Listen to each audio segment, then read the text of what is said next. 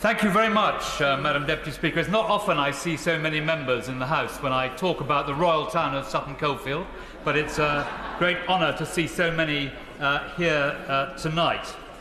And, Madam Deputy Speaker, it's not often that I've needed to raise a constituency matter on the adjournment of the House, but the subject I address today is of such grave importance to my constituents and to the future security of the royal town of Sutton Coldfield that it demands urgent ministerial attention at the dispatch box. The last time I held an adjournment debate was in respect of the reassertion of the royal status of Sutton Coldfield. On that occasion, the government made clear our right to use the word royal in the title of our town, and my constituents were grateful and deeply honoured by this reassertion of the royal status that we have now enjoyed for 496 years. Today, 10 years later, I'm once again extremely grateful to Mr. Speaker for granting me this debate on the subject of the proposed closure of the Royal Sutton Coldfield Police Station. This proposal is being peddled by the Labour Police and Crime Commissioner and has appalled virtually all my constituents and appears to be supported only by 2 Labour councillors in the Royal Town. Madam Deputy Speaker, the Royal Town of Sutton Coldfield has over 100,000 inhabitants. We also host the second biggest new housing development in the country, around 5,500 new homes in the Langley area.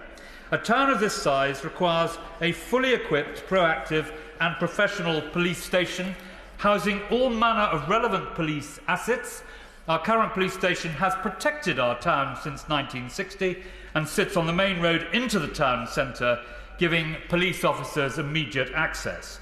Core policing means local policing. Local in serving our community, in dealing with all policing issues, reassuring the community and offering a safe refuge to victims of crime and harassment. Core policing is about a 24/7 response where officers work locally to cover response calls and know their areas and the local hoods and villains. It's about a locally based CID that can provide qualified investigators who focus on locally reported crimes, from minor offences to major crimes like robbery, serious assault and burglary. Investigators become aware of local crimes and emerging problems through locally based intelligence. Neighbourhood officers know local issues and problems. They deal with minor offences and antisocial behaviour, providing proper reassurance to the local community. Our excellent bid, led by Michelle Baker, which helps drive progress in the town centre, continually warns about the dangers of shoplifting and antisocial behaviour. The police deal with local offenders, including sex offenders. They work with all agencies, probation, social services, children's services, the NHS and fire services to address local issues. There are specially trained officers working with partner agencies, and they need privacy to work with victims of domestic violence and sex crimes who need an appropriately sized safe space. A town of 100,000 souls, Madam Deputy Speaker, and rising, deserves all of this. And in our case, we pay for it. The residents of Sutton Coldfield pay £8 million into the police precept every year. The estimated running cost of £303,000 per year for the current station represents less than 4% of the annual local police precept. And I mention in passing that £20 million was found to renovate and embellish the police headquarters at Lloyd's House. Over recent years, Madam Deputy Speaker, I've made crystal clear to my constituents, who so generously re-elected me in the last general election, that I would do my best to prevent any closure or diminution in police activity in the Royal Town. I was very pleased to see this pledge mirrored in the election material by the newly elected Labour West Midlands Mayor, who himself pledged to halt the closure of all 27 police stations throughout the West Midlands. He clearly has little influence with his Labour colleague, and I give way with great pleasure to my neighbour. Thank you. I'm very grateful to the Right Honourable Gentleman for giving way. And I think he would acknowledge as much as I will be making some further points later, that actually Sutton Coldfield Police Station covers more than Sutton Coldfield. It also covers communities in my constituency, particularly in the Streetley area, and that this closure programme of the Labour Police and Crime Commissioner is something that has been going on for far too long, and actually we need our police stations now more than ever. Well, my right honourable friend is making an excellent point, and I will come to the strategic point that she has made in just a moment, but I was pointing out the apparent lack of influence the newly elected Labour Mayor of the West Midlands has with his colleagues, since in his literature he promised to keep open the 27 police stations. But, Madam Deputy Speaker, not even a fortnight after the general election, I was astonished to see a for sale sign in front of our police station. Neither I, as the Member of Parliament, nor members of the Royal Sutton Coldfield Town Council, nor any of our councillors were informed back in March 2023 there were promises by the PCC of consultation with our Town Council. Madam Deputy Speaker, Mr Speaker have made clear that he wants to see greater respect for politics and politicians. But how can this noble aim be achieved when we see this sort of cynical, manipulative disregard of the wishes of the local people by those elected to serve our interests? I have no doubt that some will argue that this sort of decision is an operational matter for the police. Well, Madam Deputy Speaker, the whole point of police and crime commissioners is that they should represent the wishes of local people and speak up for us in respect of policing decisions.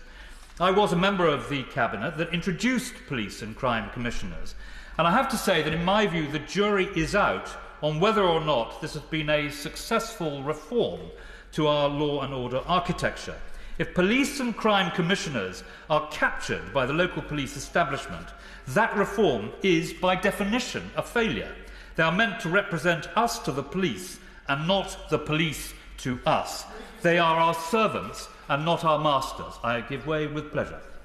I thank the right honourable gentleman for giving way. Would he share my concern that in my constituency we have not got a single publicly accessible police station that have been closed under a programme led by our Police and Crime Commissioner, the previous Police and Crime Commissioner.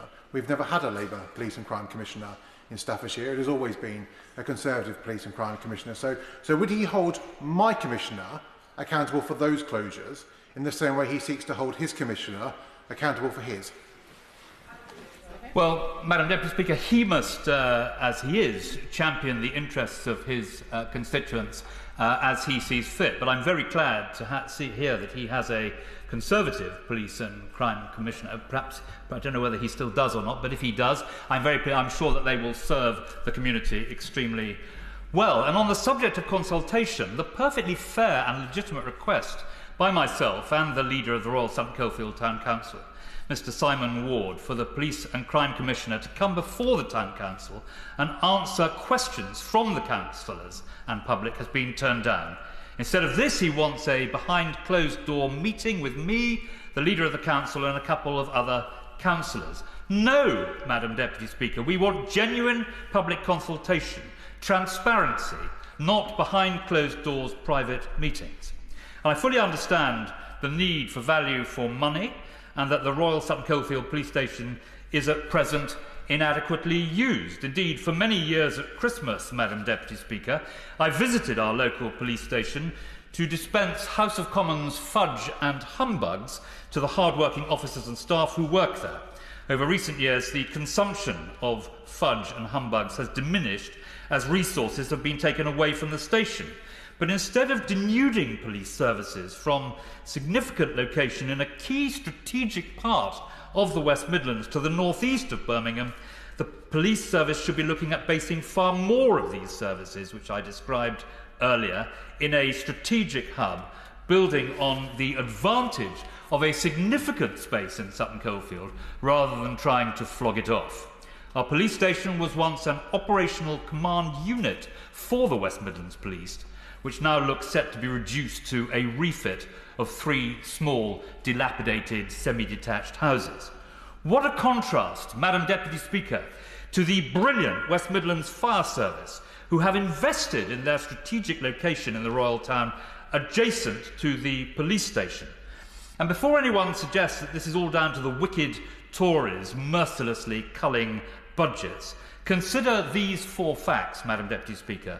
Funding for the West Midlands Police has been increased by nearly £40 million, taking the annual police budget to £629.2 million, recruiting an extra 2,176 police officers, invested £24 million in violence reduction units in the West Midlands to tackle the most devastating crime and put the worst criminals behind bars, and fourthly, investing £9 million in West Midlands through the Safer Streets funds.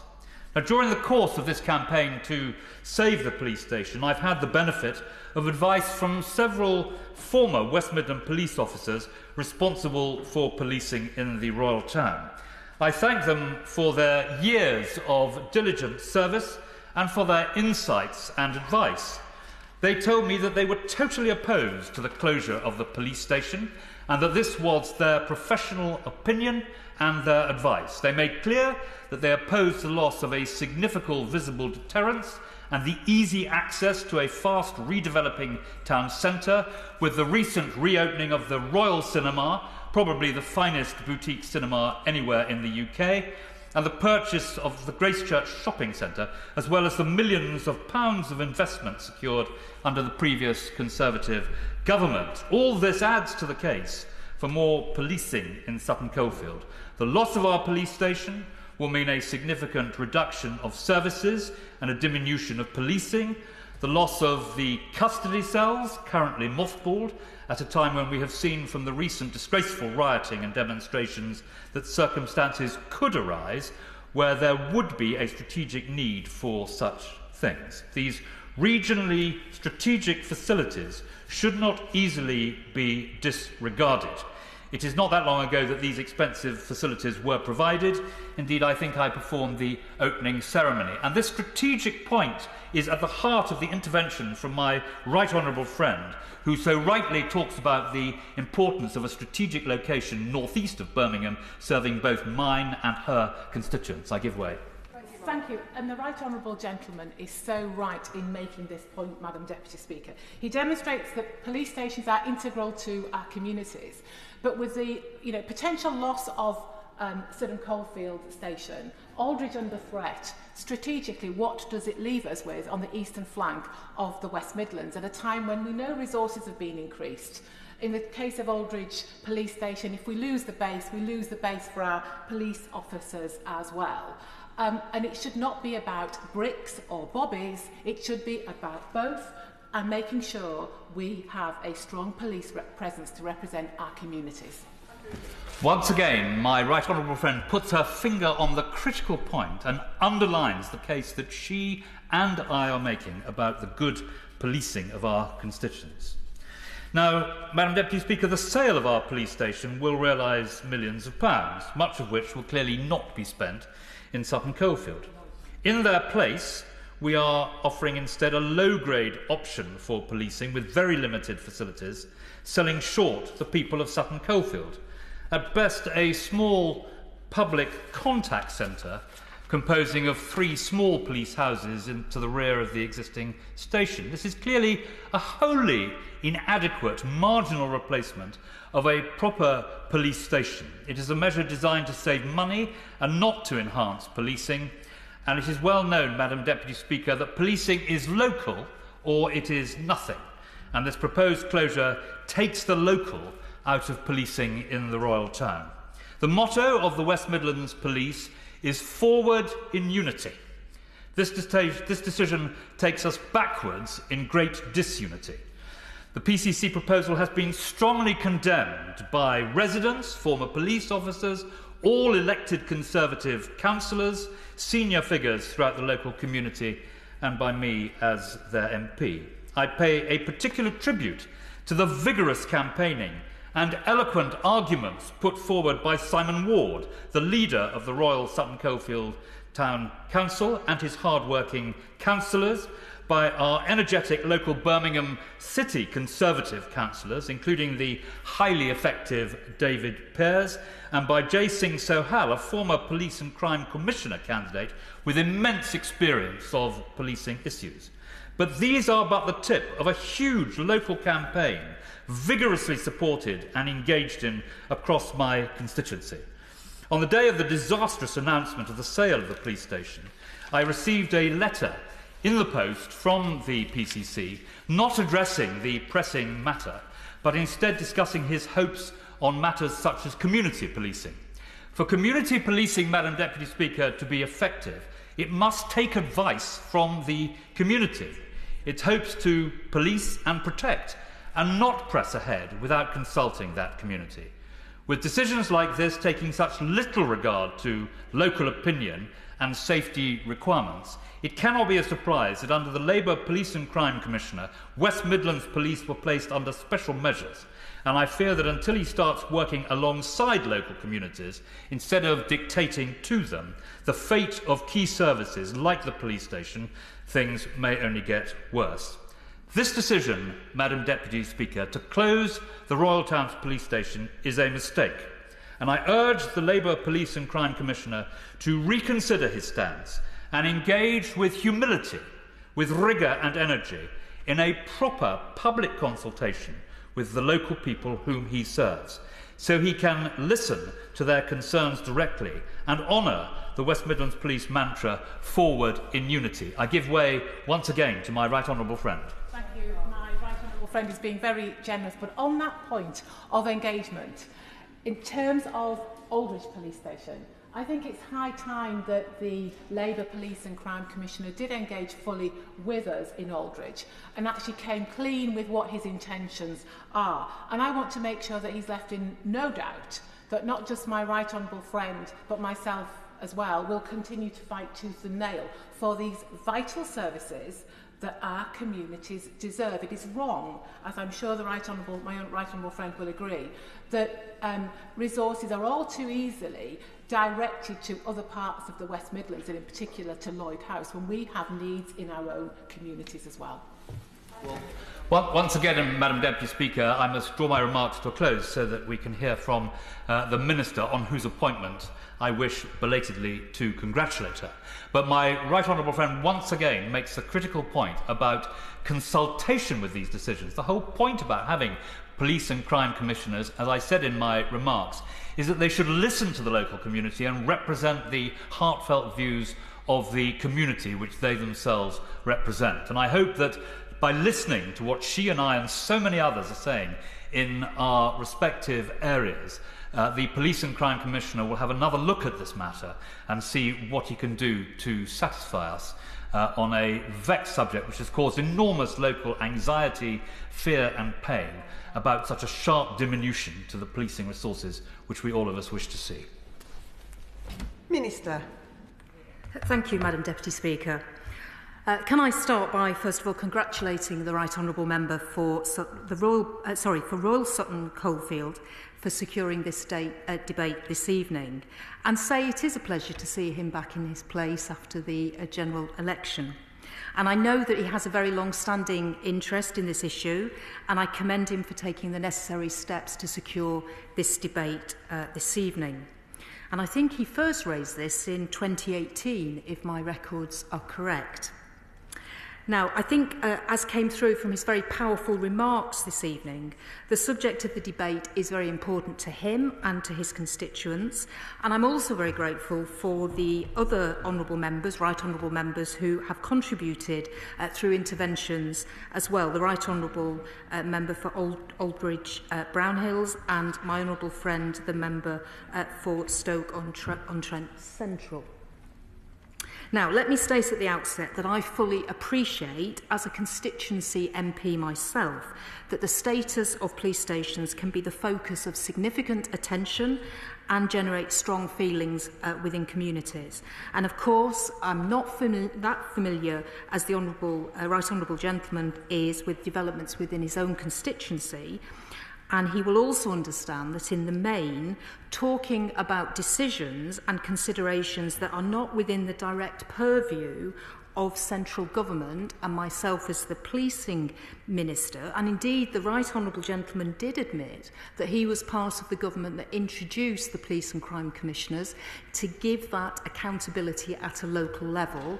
And just to remind him that we had elections for Police and Crime Commissioners earlier this year, of which the Police and Crime Commissioner for the West Midlands was elected on his own mandate. Now, I'm not trying to say any of this to minimise the matter at hand, but simply to set out the context of the response I want to make. Now, of course, I want to stress the general importance of a strong local police presence.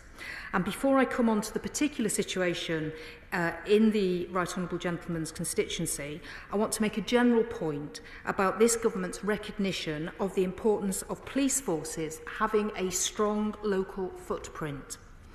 Now, we would all, I think, acknowledge that technology has changed the way that the vast majority of us communicate and interact with the world, and it is right, therefore, that there are a range of means for people to contact and engage with the police, including online and by telephone. But these channels should not be seen as a substitute for a physical police presence, such as that provided by police stations. And the possibility of going to a local police station to get assistance or speak to an officer is not something that any of us would wish to see consigned to history, and it is important for many of our constituents. And I know the focus of this debate is on a very specific area, but I just want to make two broader points. First of all, that this government needs no reminders about the importance of that strong local police presence in communities. And it is this government, after all, that is committed to restoring neighbourhood policing in all our communities so that people feel confident that they are being protected and our laws are going to be enforced. Now, the second point I just want to make is that members will be aware that police forces are operationally independent from ministers and from government, and that is absolutely the way it should be. And that means that the democratically elected police and crime commissioners and operationally independent chief constables are responsible for taking decisions on police stations and their whole estate. And in doing so, they will use their judgment, local knowledge and expertise to ensure that the use of their estate gives the best service to the community and fulfils the obligations around value for money. And I know the Right Honourable Gentleman will be very concerned about getting value for money. Turning specifically to the Royal Sutton Coldfield, I know that the police station, as the Right Honourable Gentleman said, has served the town for many years, since 1960, as I understand it.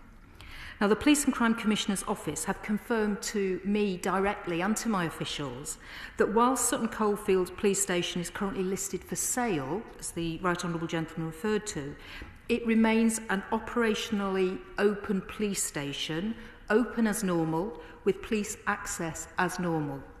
Now, a new police station immediately adjacent to the existing building and located on Anchorage Road, and I understand it's 300 yards, the difference between the existing one and the planned new one, has been confirmed as the new police station site by the Police and Crime Commissioner.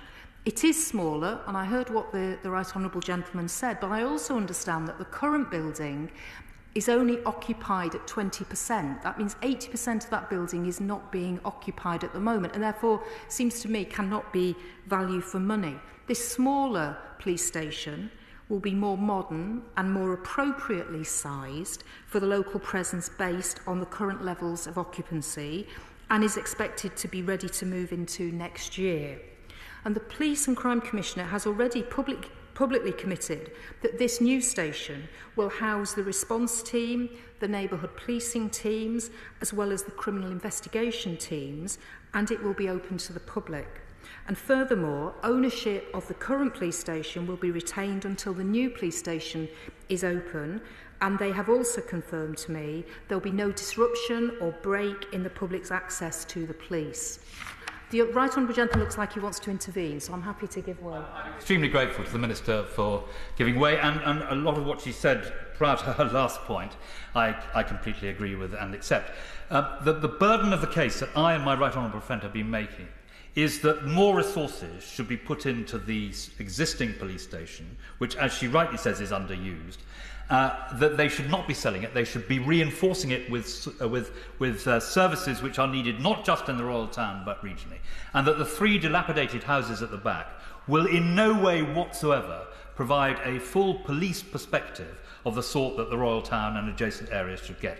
There is no comparison between what is proposed, in spite of the language which she has received from the Police and Crime Commissioner, and what exists at the moment. And we are arguing that there should be a strategic increase in services put into what is an existing building, which, as she rightly says, has served the town and the area since 1960. And I hope that I can just ask her to perhaps reflect back to the Police and Crime Commissioner the importance of engaging with the local community in a way that he has not, which will be good both for the position of the Police and Crime Commissioner and for the local community. Well, I think the Right Honourable Gentleman makes his case, and I'm sure the Police and Crime Commissioner will have heard that. I further understand that there has been an offer, and I think actually the Right Honourable Gentleman referred to this, to have that meeting with the Police and Crime Commissioner to discuss the options and what the Police and Crime Commissioner is planning to do.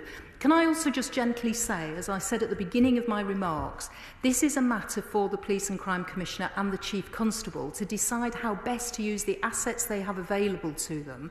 And I understand the Chief Constable is absolutely committed to this new way of providing the police station in this area. Operationally, this is what he believes is the best way of providing policing to the Right Honourable Gentleman's constituents.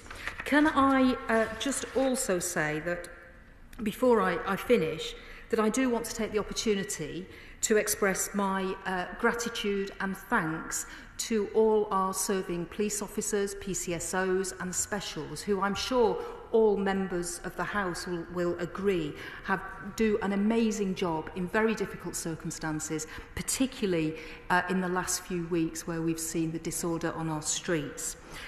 As I've set out and tried to explain to the Right Honourable Gentleman, ultimately the decisions around police stations are matters that sit outside my remit as a minister.